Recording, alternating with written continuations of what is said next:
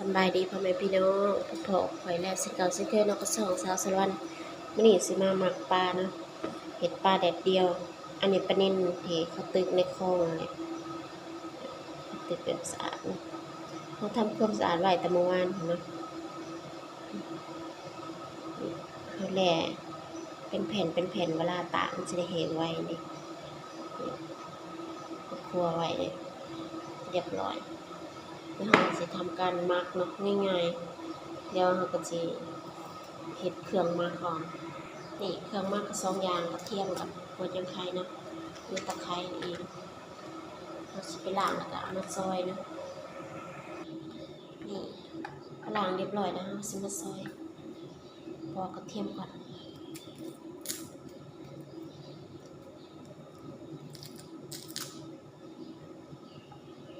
กระเทียมเนี่ยปอกง่ายเพราะมันแห้งเทน้ำนิดนึงกับพอดีแบบเห็ดลวกเราสิตำใส่ตะไคร้เนี่ยพอมันจะได้หอมเวลามาทอดกินกับตำมะฮงแซ่บเนี่ยปลาเนี่ยปลานิดหน่อยตากแห้งๆแล้วมันทอดกรอบๆกินแล้วสุดยอดเลย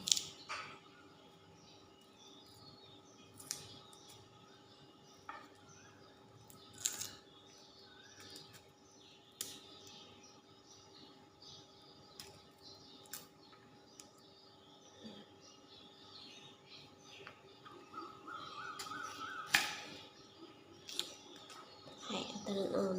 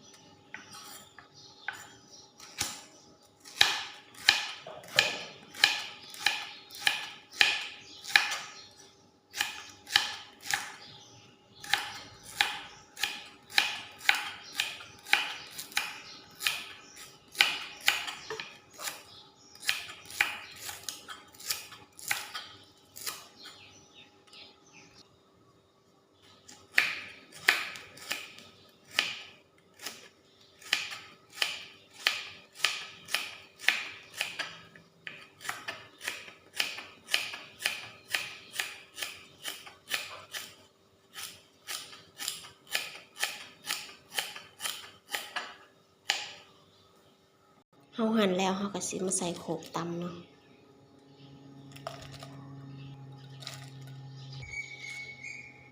เครื่องปรุงเฮาก็สิมีแค่สองอย่างเนาะเกลือแล้วก็แป้งนัวจบเลยบ่ต้องใส่หยังเลยเกลือ1ช้อนอีกครึ่งนึงช้อน1กับครึ่งเนาะเกลือเอาเค็มๆหน่อยเพราะว่าปลาเดี๋ยวมันนั่นบ่เค็มความเค็มบ่ได้มันก็สิเหนียวเนาะแกะแป้งนัว1ช้อน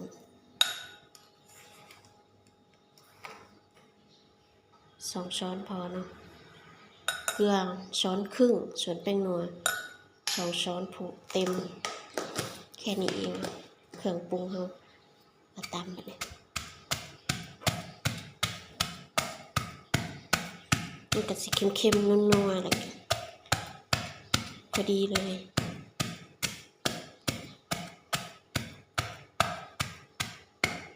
ค่อยปรุงแบบนี้ปลา1กิโลเนาะปลานิดหน่อย1กิโล60 บาทเกือบ2 โลไปเลยค่อยก็บ่ฮู้กันว่าเขาใส่ในจานกายจานละ30 บาทแต่หลายดิได้บักหลายหนึ่ง2 จานให้เอามาเราไม่เห็ดแดดเดียวกะเอาหน่อยก็สิประมาณนี้แหละเครื่องปรุงกันสิเน้นเครื่องห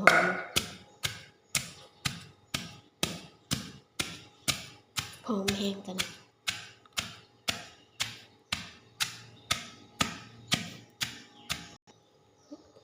แหลกเลยเนาะแล้วก็จะไปคลุกกับปลาก่อนที่เราจะไปคลุกกับปลาเราก็ชิมก่อนได้นะว่าหมักรสชาติแบบใดพอดีหรือยังที่ใจเราหมักเนาะก็ แตะชิมแล้วจะออกเค็มๆนัวๆพอแหละสำนี้ก็โอเคแล้วแต่ก็อย่าใส่หลายโพดเนาะเดี๋ยวมันเค็มเกินเกลือนะเป็นนัวนะใส่หลายได้มันบ่เป็นหยังเขาตำแล้วเขาก็สิมาเทใส่กันเนาะ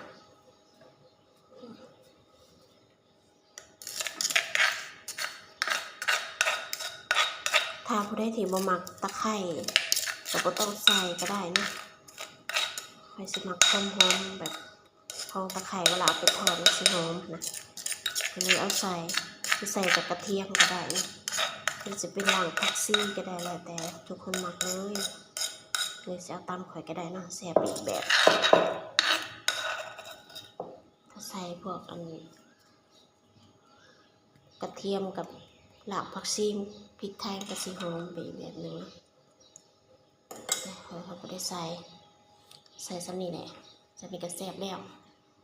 นี่เขาก็สิขันเนาะเขาบ่มีถุงมือเขาก็เลยเอาใส่ถุงมือพลาสติกขันแล้วมันจะถั่วผสมไปเลยแล้วค่อยเอาไปใส่ในตากระวังอย่างเดียวระวังต่างกระดิ่งบงขบขอบมันสิเทิงมือเอาคอยตลอมถือเก็บคือเป็นไรปวดนี่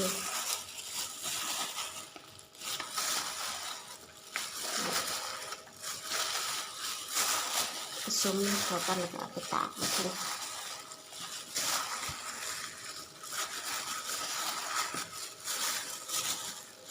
ต้องแบะปลาออกมามันถือทางในนะทางนอกมันถือแบบเราเป็นยังถ้าทางในค่ะบ่ถือมันสิหนังแล้วเอาไปตากมันต้องแบะทุกตัวออกมา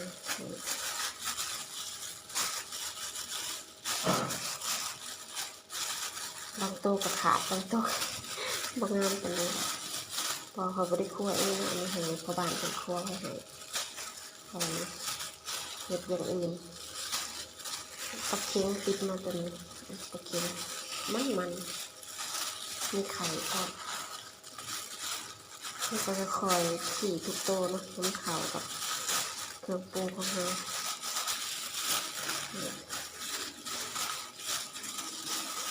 หอมนี่เป็นหอมตะไคร้เลยปรุงแบบง่ายๆกันบ้านนี่ก็แซ่บไปอีกแบบนะคะทำหมักแบบอย่างอื่นก็ใส่รสดีใส่น้ำตาลก็ได้แต่เคยหมักแบบนี้มันสีหอมแบบเวลามากินเนี่ยมันเบื่อไงทอดกรอบแล้วเรียบร้อยได้เขาเสร็จไปใส่ไปแบะใส่เนื้อตาลนะนี่เขาคลุกไว้เข้ากันแล้วเนาะแล้วก็พักไว้ประมาณ10 นาทีค่อยไปใส่เนื้อตาลเนาะลืมบอกพักไว้ก่อนเครื่องปรุงมันสิได้เข้าในเนื้อปลาของเราเนาะนี่ตะนางเขาตากเนาะอันนี้ก็คือเศษนี่ว่าเศษตากเนื้อแดดเดียวอาทิตย์ที่แล้วน้องตอบ่ได้ถ่ายเราก็เลยเอามาตากปลาเผือกต่อได้เลยน้องโบเป็นยัง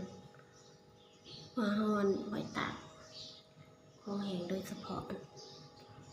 ผ้านี่เขาก็ค่อยเรียงไปเลยมันจะสวยตัวใหญ่เขาก็สิตากไว้ข้างเทิงเนาะตัวหน่อยเขาสิตากไว้ข้างล่างเขาจะได้แห้งไว้ถ้าเอาตัวใหญ่ลงหลังมันอยากแห้งนี่มันสิเน่ากว่าแต่ว่าแดดชนกันแดดแห้งอยู่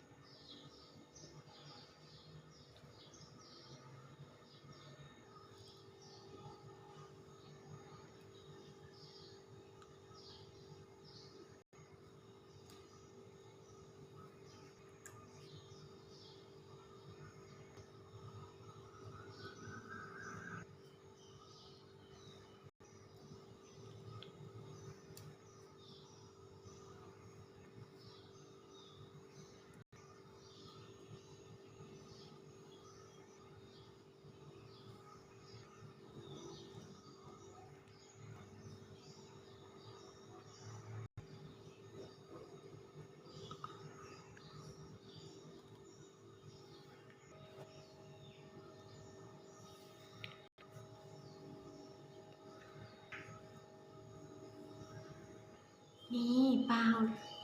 เลี้ยงเรียบร้อยแล้วเนาะนี่ก็สิประมาณนี้เราก็สิไปตากแดดเนาะนี่โอ้ยคลิปนี้อำลาพระจากไปเพียงเท่านี้เด้อฝากกดไลค์กดแชร์กดติดตามเพื่อบ่พลาดคลิปใหม่ๆไปแล้วสบายดีขอบอกขอบใจที่มาชมมาเบิ่งช่องค่อยเด้อ